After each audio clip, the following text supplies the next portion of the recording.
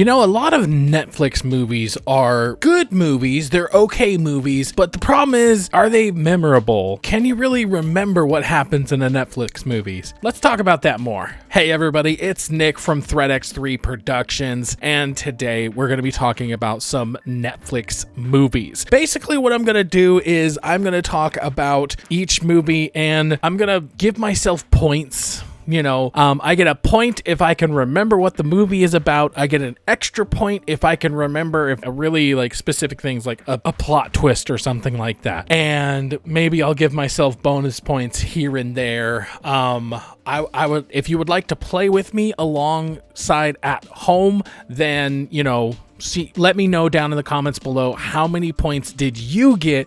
How much did you remember about each Netflix movie? This is all in good fun. You know, I'm not trying to say that all Netflix are trash, because they're not really, and I'm sick of hearing about how Netflix movies are just trash. They're all just bad movies. And I'm here to argue that it's not that they're bad, it's just that they're kind of forgettable. I don't know if that makes it better or not, but I'm just having fun with this, so go with me on this ride. Okay, in the interest of keeping this fair, I'm gonna do it at random because I didn't, you know, if I go down the line, then it might be like I'm cheating or something. So let's get into it.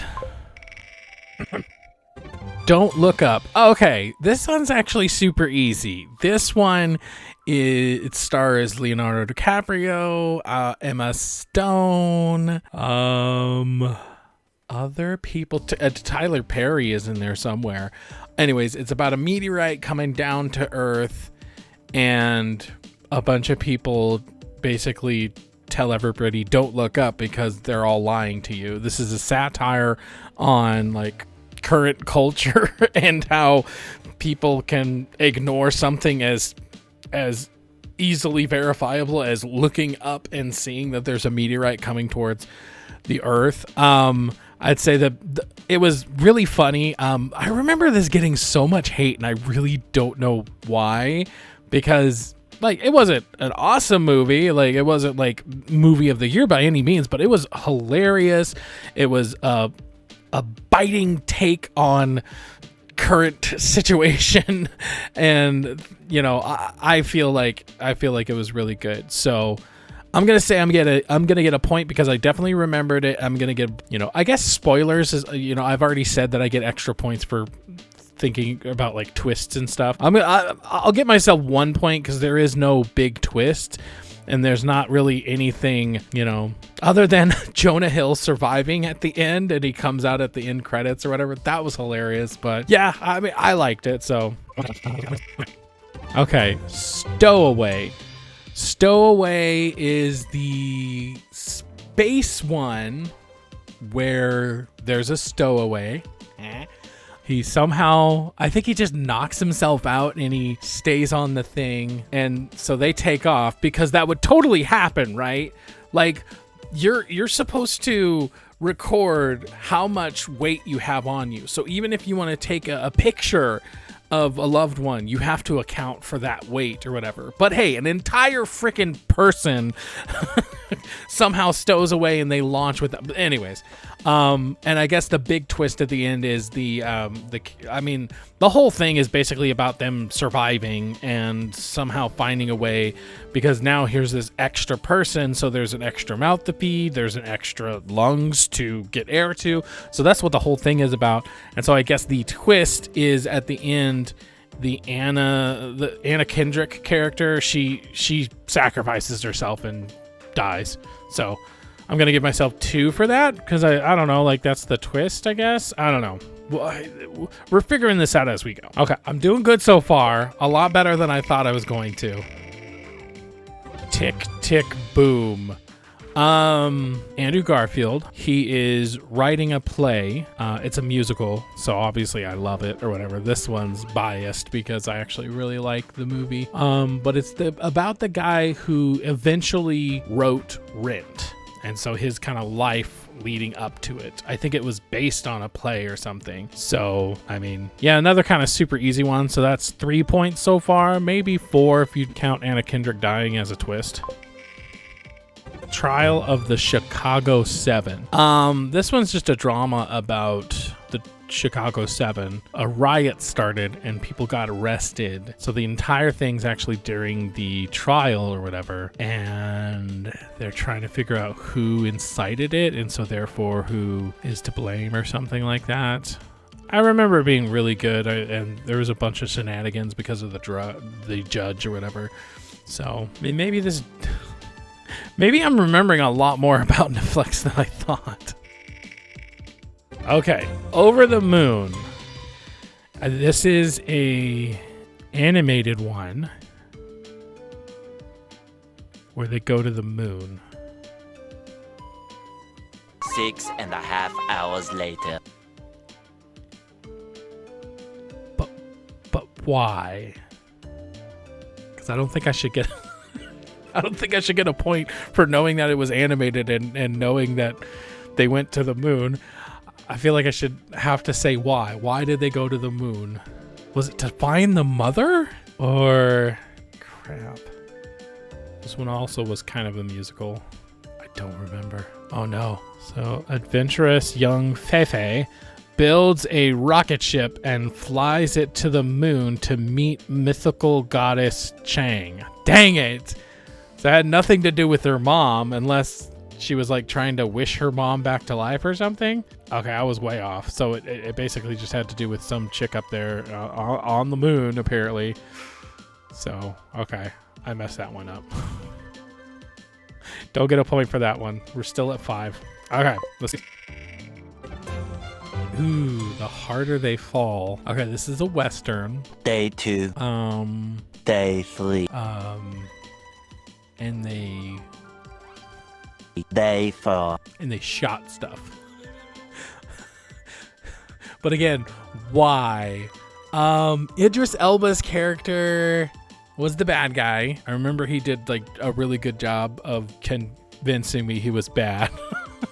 And he escaped. And then they went to go find him. That's what I'm going to say. When an outlaw discovers his enemy is being released from prisons, he reunites his gang to seek revenge. Dang it. I would say I did not get that because I didn't even get the part where he reunites with his gang. I was just like, oh, he escapes, so he goes after him. Like, that is technically true. I think that does happen in the movie, but I definitely think I don't get points for that one. This is starting to get hard now. The first were like warm-up ones where I feel like super easy. Okay. This one's a little bit easier because it's more recent. There's a man. I believe his name is Gray. Ryan Gosling. What happens? Oh, he gets like a document. Yeah, he gets a document, and so then people start coming after him. And Billy Bob Thornton is captured, and there's a chick, the daughter. No, it's a niece because the parents died. I should get bonus points because I'm pulling a lot out of it. But she gets captured because it's the only person Gray has like contact with.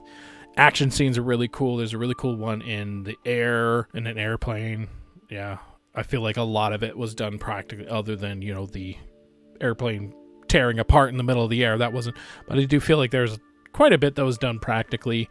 Chris Evans. Oh my God, Chris Evans played a great villain because he was just so obnoxious, but like in the best way possible. So, I mean, no big twist here other than like the CIA girl at the very end, one that's played by the girl from Iron Fist, like double crosses and then double crosses, and then Gray gets away at the end or whatever.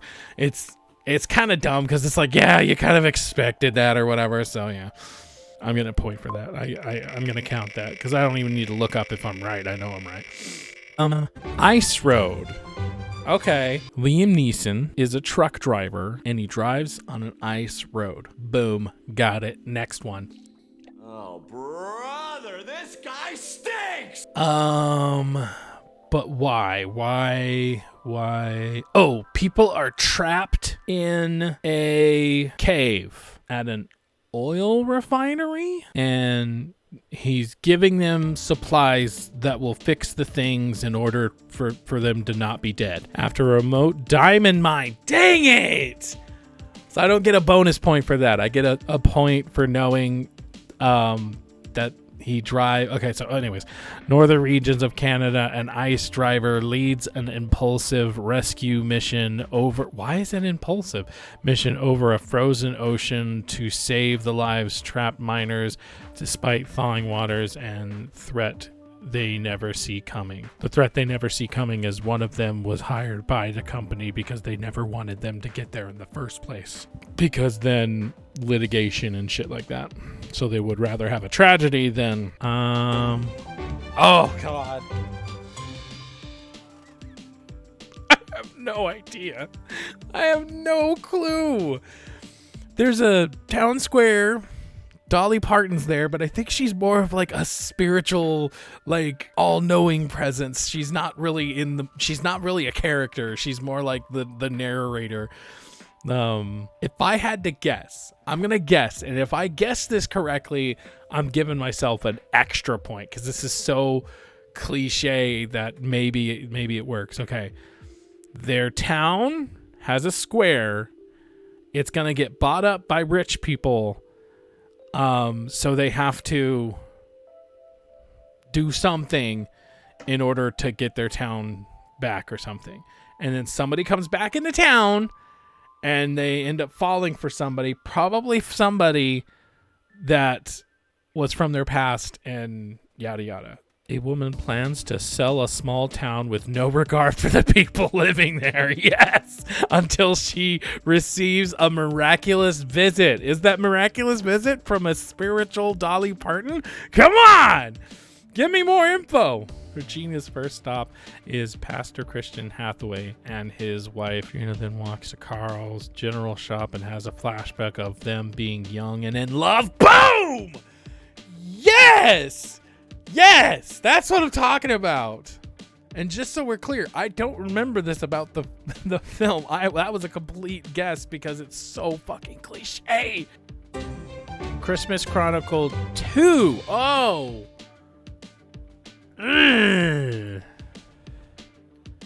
Crap. I feel like the first one I could get. But the second one was so fucking boring. It was so boring. I remember the first one just being like a nice, oh, this is nice. It's a nice little Christmas film that I could just forget about, but it's there. The second one is about Christmas. Wow, fucking, doesn't Tyrese show up, or is that the first one? Does Tyrese show up in the first or second one? Damn it, he shows up and it's like really fucking weird, like just out of nowhere, just like, hi, I'm Tyrese Gibson and I approve this message. Like, the fuck. This one has an evil elf and really bad CGI. He wants to do something bad to Christmas. Why? I don't know. I genuinely don't know this one. Damn it. Let's check it out. Teenager Kate Price is reunited with Santa Claus when a troublemaker threatens to cancel Christmas forever. Thanks for all of that. Let's see if Wiki does a little bit. Is a 2020 American Christmas comedy film directed and produced by blah blah blah, a sequel to the 2018. It features Kurt Russell reprising his role. Also reprising their roles are Goldie Hawn. The film had limited theater. Plot. Okay, 2 years have passed since the events of the last film. Kate Price is now a cynical 13-year-old who is unhappy about spending a family Christmas in Cancun. Yes, with who? Tyrese Gibson. Haha! I was right. Okay, so it was the second one. Spending Cancun with her mother Claire, her brother Teddy, and her mom's new boyfriend Bob Booker and his son Jack. She wants to be back home where it's snowing and more like a real Christmas. Kate decides to run away and gets an early flight back to Boston.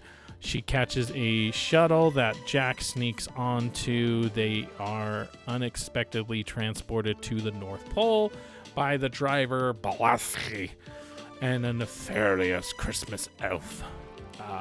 Kate and Jack are discovered and saved by Santa Claus, who brings them back. But why?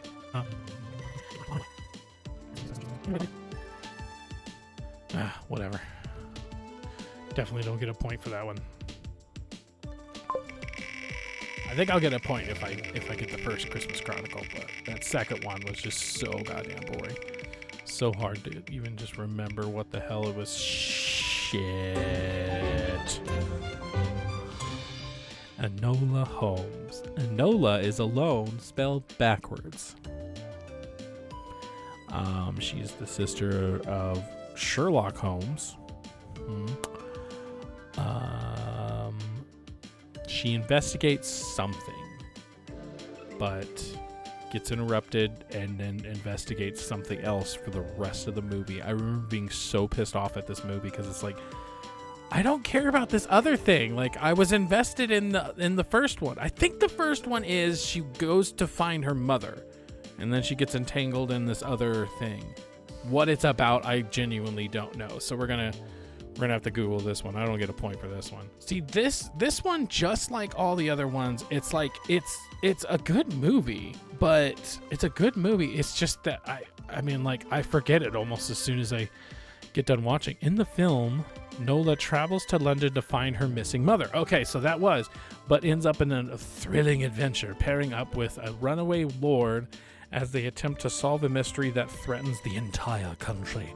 In addition to Brown, the film also stars Sam Claflin and Henry Cavill and Helen the Banana Picardo.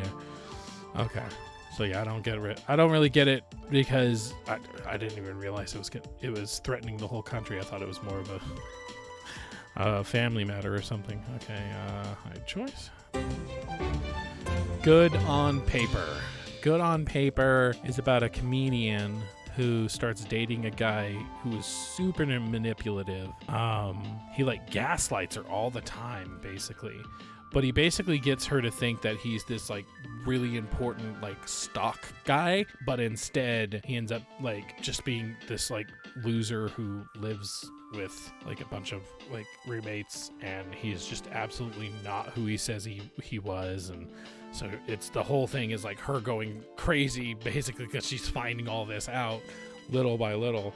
I'm gonna give myself a point for that because I know I'm right. All right, so that's all I have for you today.